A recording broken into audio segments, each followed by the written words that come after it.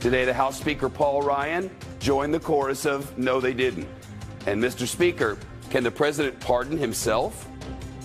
I don't know the technical answer to that question, but I think obviously the answer is he shouldn't, and no one is above the law. Also, after the president floated the idea of giving our Blago a break from prison and some official forgiveness for Martha Stewart, we're now hearing those are just a couple of the names on a long list of potential pardons. And looks like Kim Kardashian's Oval Office visit paid off, and in a big way. Let's get to it. Now, Shepard Smith reporting live from the Fox News deck. Wednesday already, and President Trump is not above the law. He should not pardon himself, and there is no evidence at all that the FBI put a spy in the Trump campaign. That comes not from critics, but from the top Republican in the U.S. House of Representatives, the Speaker Paul Ryan. Speaker Ryan pushing back against President Trump's unfounded claim that the feds put a spy inside his campaign. The Speaker siding with the Republican chairman of the House Oversight Committee, Trey Gowdy, who undercut the so-called Spygate non-controversy theory last week.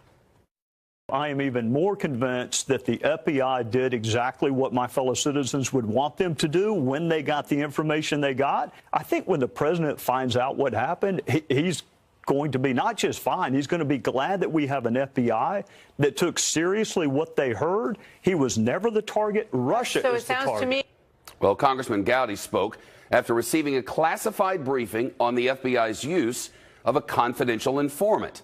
An informant to find out more about contacts between the Russians and the Trump campaign officials. Our chief congressional correspondent, Mike Emanuel, is live on Capitol Hill, and he has the news there. Hello, Mike. Well, Shep, good afternoon to you. As one of the top leaders in Congress, Speaker Paul Ryan was a part of that classified briefing on the FBI's use of a confidential source. This is all classified information, so he chose his words carefully. But Speaker Ryan very clearly says he agrees with the chairman of the House Oversight Committee.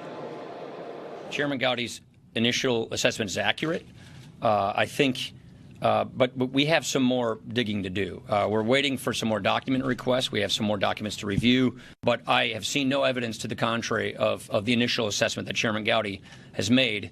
But I want to make sure that we run every lead down and make sure we get final answers to these questions.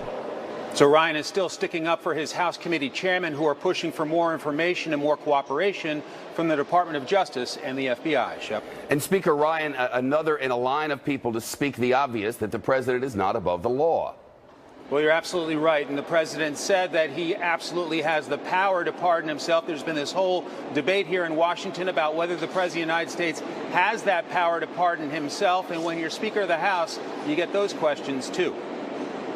Do you believe that the president has the power to pardon himself? I don't know the technical answer to that question, but I think obviously the answer is he shouldn't, and no one is above the law. I'll leave it at that. Thanks.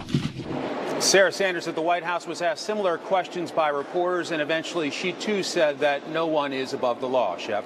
Hey, Mike, another Republican lawmaker also going against the president now.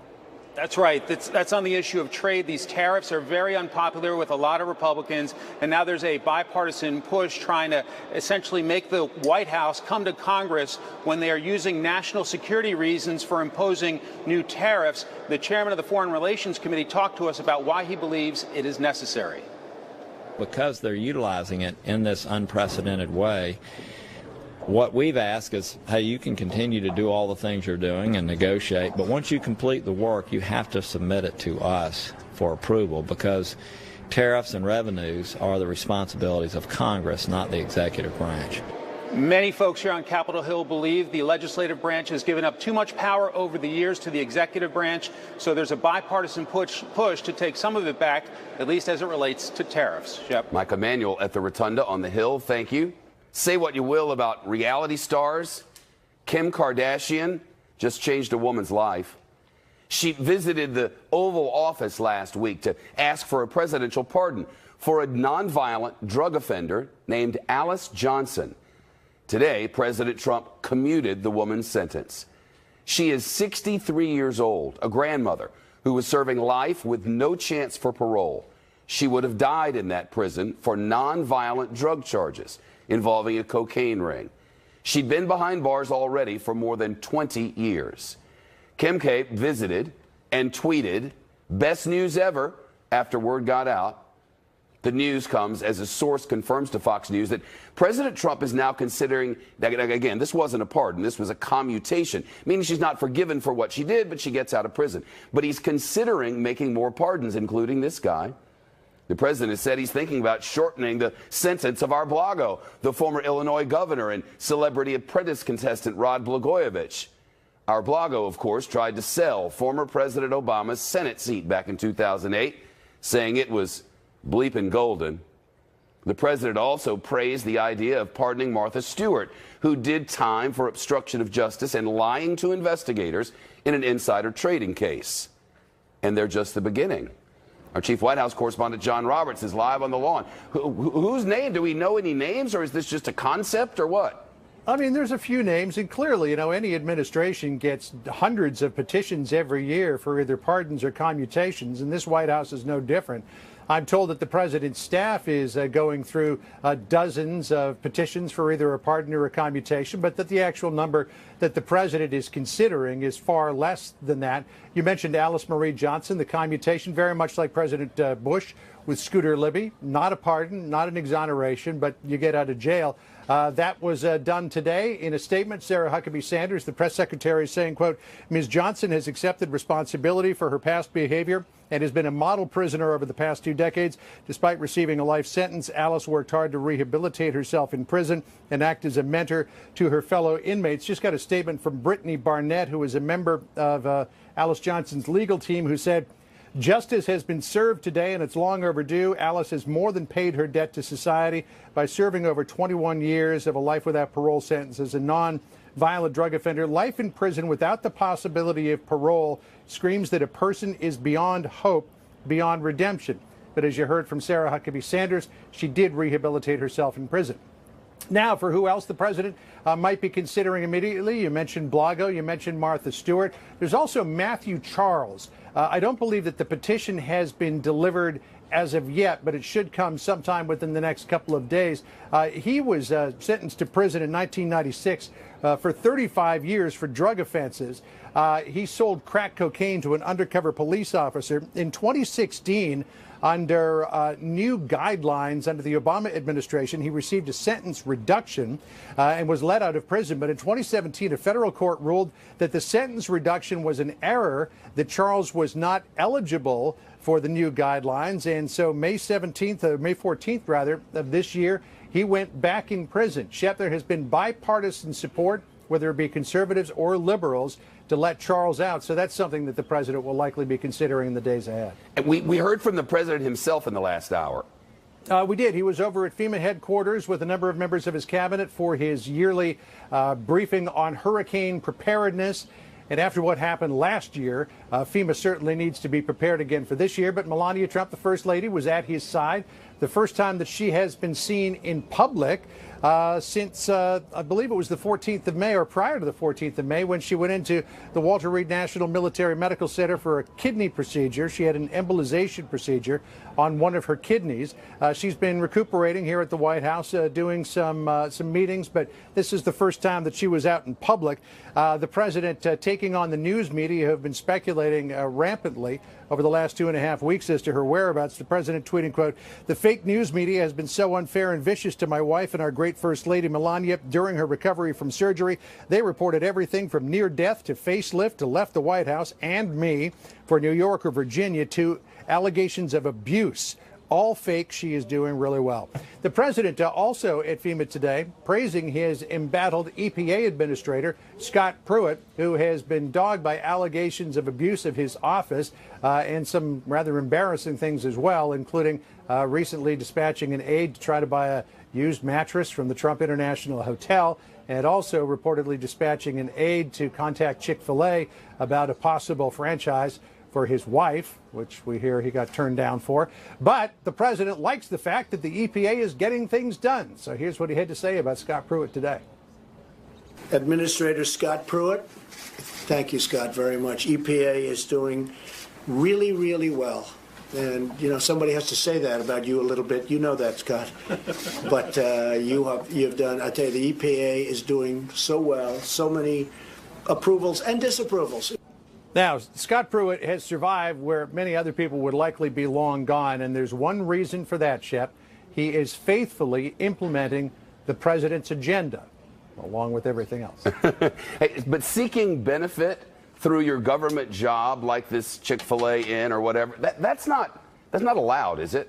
Well, it's not supposed to be allowed, but we'll have to see where that one goes, Shep. I mean, is that forgivable or is it unforgivable? I don't think we know the final answer to that yet. I don't know. Eat Mo chicken. That's all I got to say.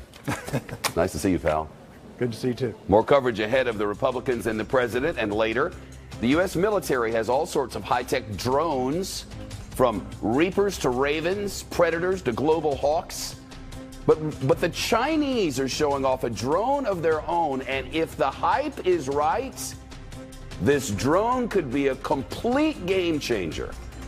Details on the Dark Sword. The Dark Sword, coming up from the Fox News deck on a hump day afternoon. We're glad to have you in.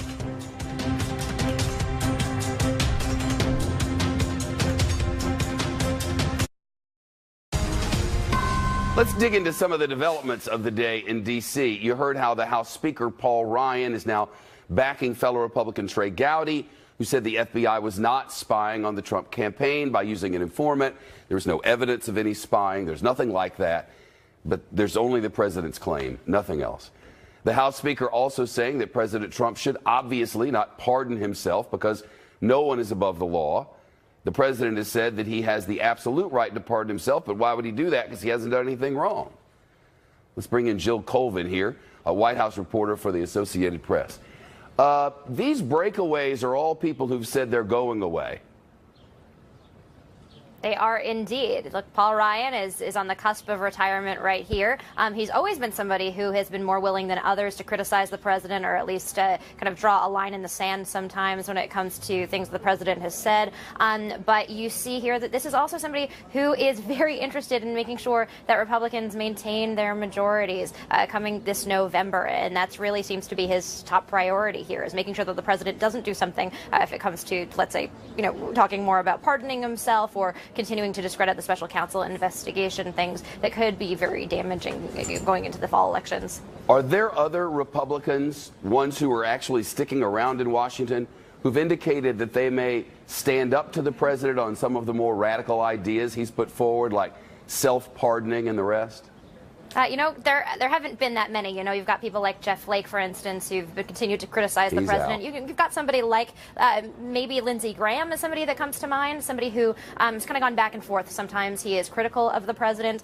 Sometimes he comes to his defense and kind of very much likes to portray himself as this independent who's going to decide on issues as he sees them. But you really, of the people who've been the most forceful critics of the president from the Republican Party, those are folks who feel like they don't want to stick around any longer. Has there been an explanation for why he even talks about pardoning when he tells us he hasn't done anything wrong? So what's the point even?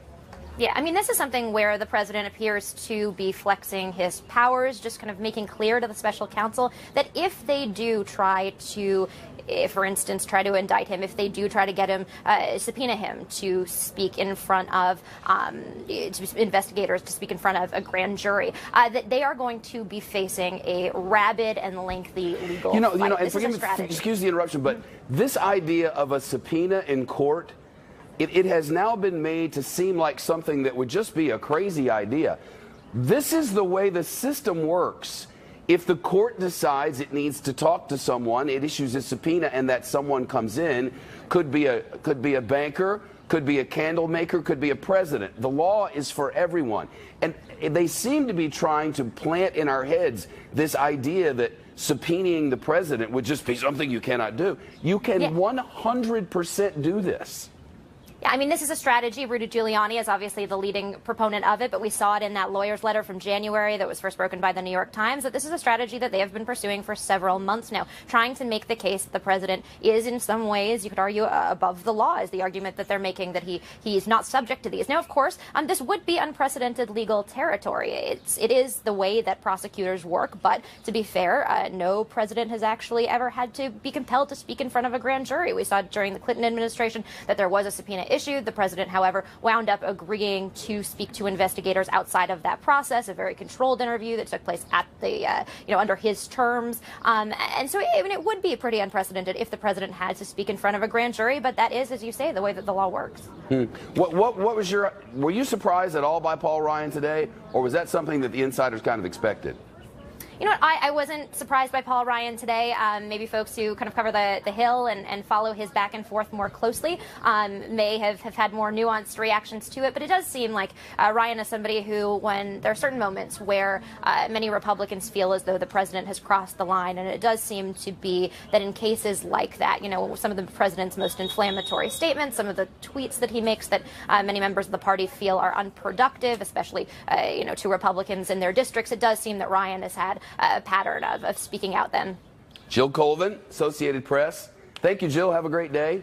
Thank you. The former director of the Federal Bureau of Investigation, James Comey, once said he welcomed an independent look into his own conduct. He might be wanting to reconsider that after a report about what the Inspector General has found. The details of that ahead. But first, on a day when we remember the sacrifice of troops on the beaches of Normandy, President Trump signs a bill aimed at helping veterans get the care they deserve. Except there's a bit of a fight over how to pay for it. Signing out for it, but then pushing back on paying for it. Can you do both? Oh, yes, you can. It's been done. Stay with us.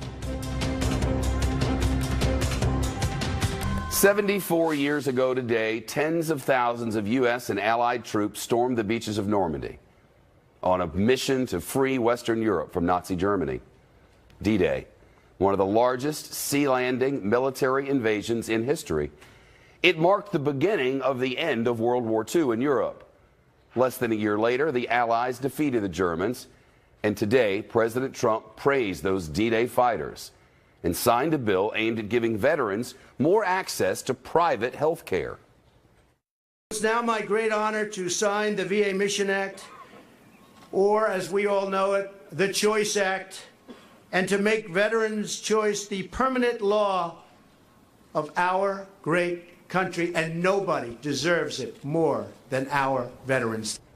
The bill approves new health care programs for the vets, but does not actually pay for those benefits. And the Trump administration, which signed the bill, is now fighting a bipartisan plan to pay for it. The White House is calling on Congress to cut spending in other places. But one of the payment plan's creators, Alabama Republican Senator Richard Shelby, says there could be some real trouble with other veteran affairs funding if Congress doesn't approve this proposal. Insubordinate. That's how the Justice Department's watchdog apparently describes the former FBI Director James Comey in a report due out any day now. According to the reporting of ABC News, the department's Inspector General found Comey defied authority in how he handled the Hillary Clinton email investigation. Our chief intelligence correspondent, Catherine Herridge, with the details on this live from Washington. Catherine? Well, thanks, Jeff. The report puts Comey's leadership style under the microscope, with the Inspector General exploring whether Comey went beyond his authorities in July 2016 when he publicly discussed the Clinton email investigation and recommended against criminal charges, a responsibility that falls to his boss at the time, Attorney General Loretta Lynch.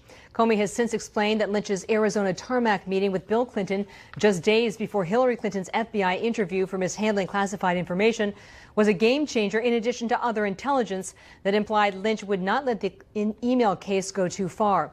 The intelligence is not public and its reliability is unclear. After he was fired by President Trump, Comey testified to Congress that he welcomed the Inspector General's scrutiny.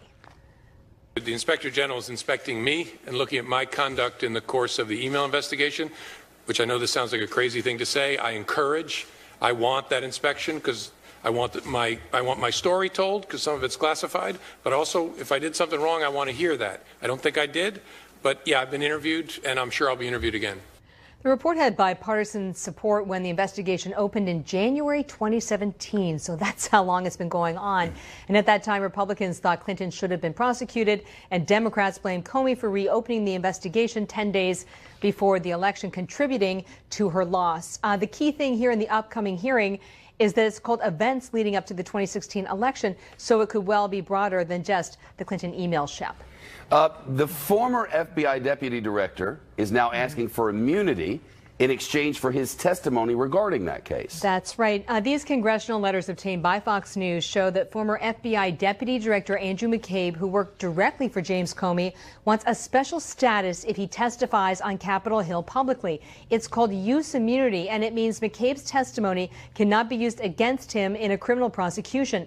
The Inspector General found that McCabe lied under oath and made a criminal referral to the U.S. Attorney here in Washington, D.C. for potential violations of 18 U.S.C. 1001. This is a crime to lie to federal investigators. This morning, a senior Senate Republican on the Judiciary Committee recommended against a deal to secure McCabe's testimony. We really need to get to the bottom of what happened at the FBI during the Comey years, where apparently there was misconduct going on, which I think has really impugned the reputation of the finest law enforcement agency in the world, and we need to clear the air. And so I think giving Mr. McCabe cover through immunity would be a mistake. McCabe's lawyer said, quote, McCabe is willing to testify, but because of the criminal referral, he must be afforded suitable legal protection, adding that if he's unable to get such a deal, McCabe, quote, will have no choice but to invoke his Fifth Amendment privilege against self-incrimination. There is a date on the calendar for testimony this coming Monday before the Senate Judiciary Committee, which is really the lead committee on this report, but we're told, based on the latest information, it's likely to slide again, Shep. Catherine Herridge. Thank you, Catherine. You're welcome. No shirt, no problem, says the Russian President Vladimir Putin. He defended the Kremlin for releasing pictures of him without a shirt, saying he sees no need to hide behind the bushes. That's a quote.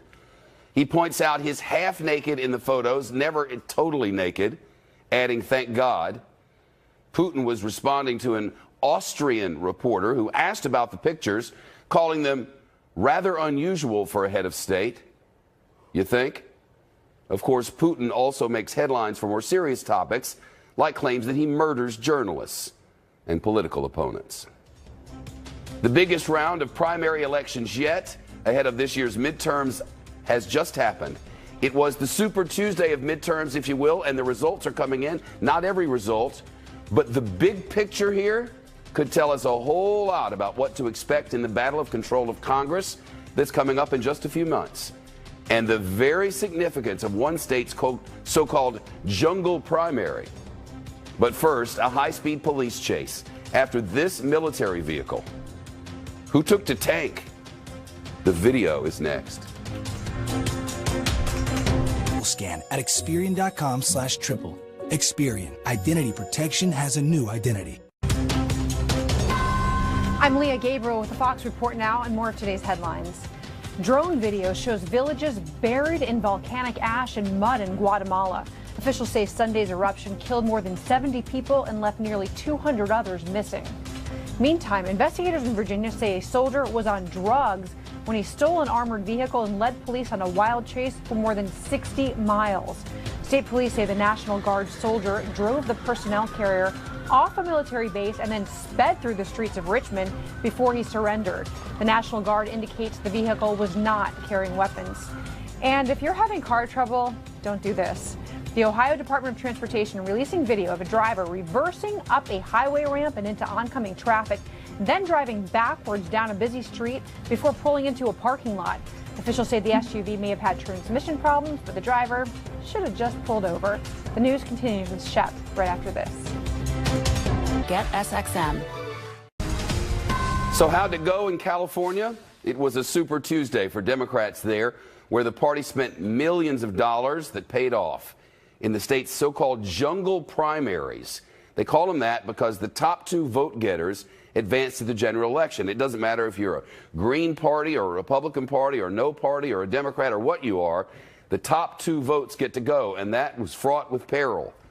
There was concern among competing Democrats that they would splinter the vote and be locked out of some House races, but Democrats did get on the ballot in some key contests, like these three Republican seats in districts that Hillary Clinton won in 2016. Again, they're Republican districts that Hillary Clinton won, and they flipped a few seats in California they hope will help Democrats who are trying to take back the House of Representatives.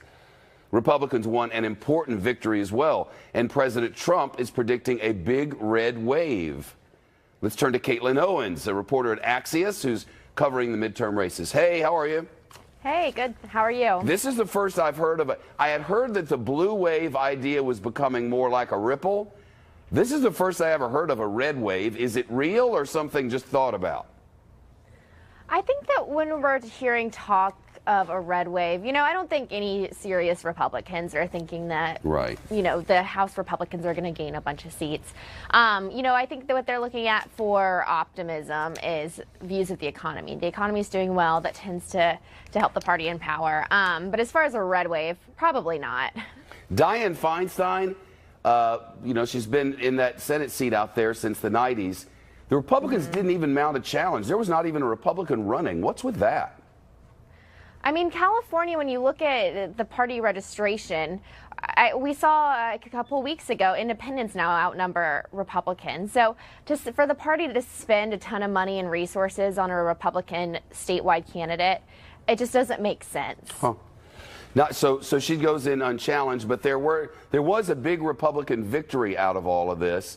In fact, a number of them, but a couple that the president has touted as well. Right. So you mentioned just now the jungle primary. That's how it goes for all the races, including the governor's race. And a Republican candidate will be on the ballot running for governor against a Democrat. So that is a victory for Republicans. And, it does show that there are still the votes out there for the party to succeed, at least in the primaries. Dana Rohrabacher is making it to the runoff. He's a controversial character. He is, yes. He has popped up over the years. And again, that was one of those races where Democrats were worried about being locked out of. They do see him as vulnerable. And that is getting these handful, about 7 House seats and flipping them in districts where Hillary Clinton won. That is key to their plan to winning the House. And so, yeah, Dana Rohrabacher, while he did win, that will be a race to watch going forward. He's been called a Putin guy. I mean, right. You remember back when the Russians went in and took over Crimea, it was he who gave a sort of qualified defense of that. And when the Russians were fighting the Georgians, he was on the Russian side. He's always with the Russians, Yeah, it's funny. I think pre-Trump, the Republican Party was pretty anti-Russia. They were afraid of Russia. And I think that Dana Rohrabacher, he was pre-Trump, right? And kind of embracing Putin, being more supportive, wanting to see it as a friend and an ally. So that is it is weird. But that is one place where Trump and Rohrabacher see eye to eye. Yeah, he was rolling with Russia when Russia rolling wasn't cool. Right, exactly. But it is funny, Trump has come in. This is one of those areas where Trump has totally defied conservative orthodoxy, which is where the party was pre-Trump. And it's just not as widespread anymore. It's put the party in a bind. No, it's certainly something to look at down the road. Caitlin, it's nice to see you. Caitlin Owens, who's from Axios and Axios.com. Thank you. Thanks for having me. 4 ISIS terrorists are dead after a U.S. airstrike in Libya today. Have you heard about this? We get the word from the head of U.S. troops in Africa. They tell us this happened about 100 miles south of the capital of Tripoli. Portions of ISIS and other terror groups have fled to Libya in northern Africa after the U.S. focused its efforts on defeating them in Syria and Iraq. So rather than just dying off there, they ran away to Libya, and there are problems there as a result. China is warning the United States now, warning us not to stir up trouble after 2 American bombers flew past some islands in the South China Sea that have become an issue between the two countries. A Chinese official says the country will take all necessary steps to defend its sovereignty, but the U.S. disputes China's control over the South China Sea. This has been going on for a long time. Last week, Defense Secretary Jim Mattis called the region priority theater for the military, suggesting that he could see more action there. All of this happening amid reports that the Chinese are developing a new supersonic stealth drone, which could boost their power in the Pacific. Let's turn to the national security correspondent, Jennifer Griffin, who's live at the Pentagon. What's happening in the South China Sea now? It seems like it's something new every week. Well, that's right, Shep. Tensions have been rising in recent weeks. Here's what we have seen in terms of escalation around these disputed and in some cases man-made islands that the Pentagon accuses China of militarizing in the South China Sea. China's foreign ministry spokeswoman warned the U.S. not to, quote, stir up trouble after the U.S. sent a pair of B-52 bombers near the Scarborough Shoal, which China took from the Philippines in 2012. The B-52s no longer are configured to carry nuclear bombs, but can carry up to 70,000 pounds of weaponry and can fly nearly 9,000 miles without refueling. The Pentagon's decision to conduct the flyby came after the Chinese landed nuclear-capable bombers on another nearby disputed island and placed surface-to-air missiles on another one. Defense Secretary Mattis, as you mentioned, warned China last week during a conference in Singapore to halt its intimidation and coercion in the South China Sea. Mattis is slated to visit China soon. That visit is still on, as far as we know, Shep. Jennifer, what about this new drone that I'm told China appears to be developing? Well, China is claiming to have developed a supersonic stealth-armed drone, which it is calling Dark Sword. This photo of an early model was first published in 2008 at a Chinese air show, but more recently another photo emerged suggesting it may be ready for flight. Experts say it looks a lot like the U.S.-manufactured F-22 and F-35 fighter jets with their radar-evading stealth technology. This has obviously gotten the attention of the Pentagon on the eve of the release of its upcoming annual China military threat assessment, which DoD prepares for Congress each year. The Pentagon has long accused China of stealing U.S. technology and intellectual property. This is not the first time China has paraded advanced weaponry that looks remarkably like U.S. advanced fighter jets. It did so in 2011, surprising the Pentagon at the time with the introduction of the J-20, a manned jet with silvery radar-absorbing coating, which until then had been the hallmark of U.S. engineering. It's not clear when the photo, this recent photo of this alleged state-of-the-art drone was taken or whether this is a mock-up or the real thing. The Pentagon is not sure. Therefore, it's difficult to say how far along the Chinese are or how close Dark Sword is to being airworthy. But if past is prologue, Dark Sword will likely be a part of China's arsenal very soon. Wow. All right, Jen, good to see you. Thank you. Facebook admits it shared users' personal information with several Chinese tech companies, including one that U.S. officials have called a national security threat. That company, Huawei, I believe they call it, denies that it ever collected or stored Facebook user data, so there's that. This comes just 2 months after the Facebook disclosed as many as 87 million users' information may have been improperly shared with a data firm tied to the Trump campaign. The Fox Business Network's Christina Partsinevelos is here. Another week goes by, right? Yes, sharing. They're sharers. And yet nobody's really deleting their Facebook. It seems to be a continuous story. We hear about another issue of Facebook sharing our data, and I haven't deleted my account. Have you? Do you have an account? I don't have. I'm the guy. Okay, you're the guy. I'm the one who said, wait, I'm supposed to give them all my stuff? Oh, you actually care. Oh, I never gave them a damn thing. Okay, well, there's a lot of people, billions of users on Facebook that are spending hours at a time still using it, maybe an older demographic. But here is another situation, another story today coming out that, yes, Facebook has shared information with 4 big Chinese companies, Huawei being one of them. They're the 3rd largest smartphone maker in the world. Huawei has responded saying, don't worry. My user information, not yours. My user information is only on the phone or stored on a Huawei phone. It would not be put on the server. Facebook also says that they're going to be ending their partnership by the end of this week. Okay. So we shouldn't worry about any of this. No, and investors are not worrying. If you look at the stock price, it's been climbing, almost hitting an all-time high. You're seeing it at $190, so ever so slightly down today. But overall, investors think this is a long-term buying opportunity. Facebook is investing in artificial intelligence. They're connecting everything like Google is doing.